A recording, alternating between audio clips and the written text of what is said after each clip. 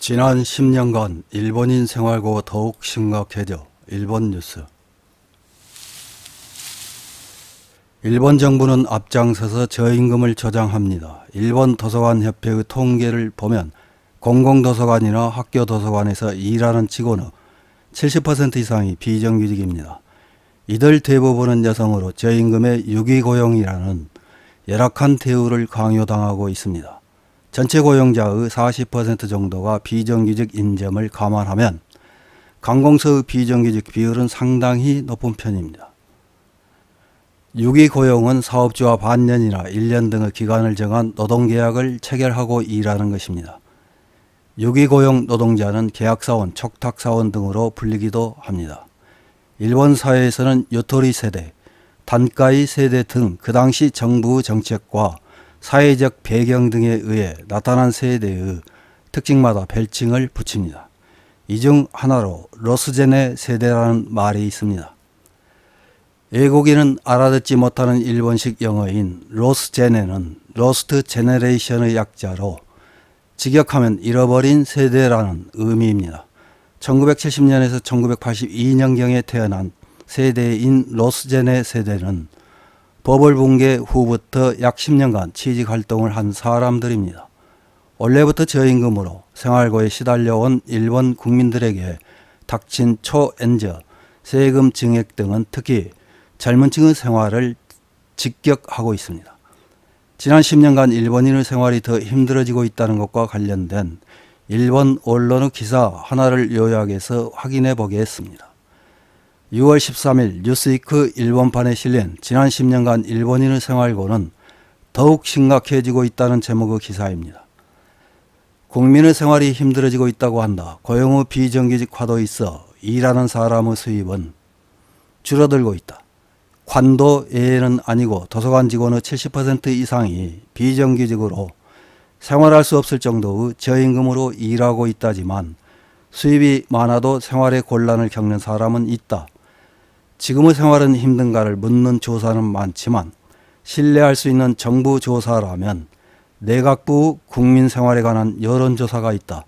필자의 연령대를 보면 고민, 불안이 있다는 사람은 84%이며 그중 지금의 수입이나 자산의 고민, 불안이 있다고 응답한 것은 57.8%, 전수 베이스의 비율은 이 두 가지를 합해 48.6%가 된다. 40대 후반 국민의 절반가량이 돈이 궁하다. 지난 10년간 불어난 어둠이 퍼져 있다. 2023년을 보면 25세에서 49세의 절반 정도가 돈에 대한 고민을 안고 있다. 의외로 고령층에서는 비교적 적다. 사회를 지탱하는 한창 일할 나이인 연령층에서 생활고가 퍼지고 있는 것 같다. 특히 결혼, 출산기의 젊은 층에서 비율이 높은 것이 마음에 걸린다. 젊은이에게 돈이 없는 것은 어느 시대나 마찬가지이지만 최근에는 증세도 더해지고 있다. 대학 진학률이 높아지면서 장학금을 빌리는 사람도 늘고 있어 적어진 실수령에게서 그 상환도 해야 한다. 결혼할 처지가 아니다.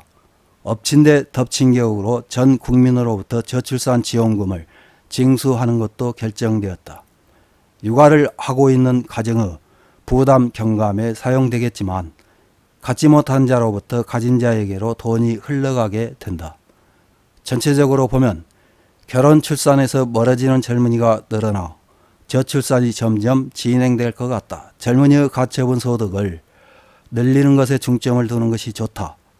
돈에 곤란한 사람의 실수도 어림잡아 본다. 상술한 바와 같이 2023년의 45세에서 49세라면 돈의 고민이 있는 사람의 비율은 48.6%, 같은 해의 해당 연령 인구는 912만 명 정도이므로 경제고를 느끼고 있는 사람의 실제 수는 443만 명으로 추정된다. 지난 10년간 돈에 어려움을 겪고 있는 국민의 실제 수도 상당히 늘어나고 있다. 2023년에 가장 많은 것은 45세에서 49세, 이른바 로스체네다. 전체 연령대의 합계는 3,757만 명으로 20세 이상 국민 3명 중 1명이 돈에 쪼들리는 셈이다. 정세가 잇따르고 있지만 세금을 통한 재분배가 적절하게 기능하고 있다면 이런 상황이 될까? 국가 세수는 사상 최고이지만 최근의 내역을 보면 소득세나 법인세보다 소비세가 많아지고 있다. 세금에는 누진성을 갖게 한다는 원칙이 무너지고 있다. 국민의 생활이 어렵다. 정부가 나설 차례다가 되지만 나라가 하는 일 모두가 역효과라는 케이스가 늘어나고 있는 것 같아 견딜 수 없다. 최근 징수가 결정된 저출산 지원금도 돈의 용도를 벗어나지 않도록 해주었으면 한다. 우선 학비를 낮추는 것처럼 용도를 한정하는 것부터 시작해야 한다. 이런 기사에 달린 일본 네티즌들의 댓글 몇 개를 확인해보고 마치겠습니다.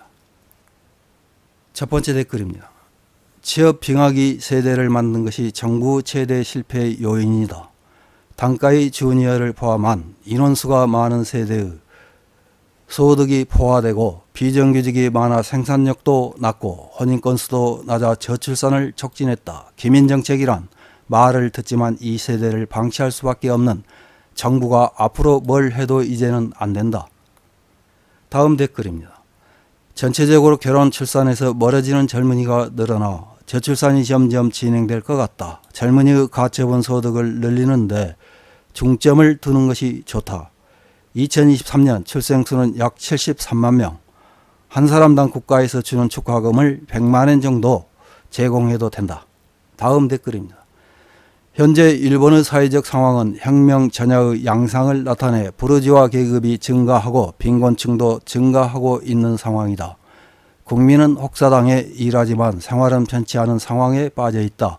일본인은 온순한 민족이므로 데모도 없고 일본 정부에 순종하고 있다. 혁명을 할 정도로 가난하지는 않지만 생활고는 심각해지고 있는 것은 사실이다. 다음 댓글입니다. 어느 나라처럼 일부 부유층을 제외하고는 모두 가난하게 만들려고 하는 것이 아닌가 하는 의심이 든다. 오타니 관련 뉴스만 하고 있지만 오타니를 목표로 한다는 것은 하늘의 별 따기로 야구를 시작하는 것차 어려운 가정이 늘고 있다. 다음 댓글입니다. 범죄가 늘어난 것도 비방 증상이 늘어난 것도 모두 마음의 여유가 없어져서 그렇다. 그것은 결국 오랜 정치에서 오는 경제적 불안이 확대되었기 때문이다. 이상입니다.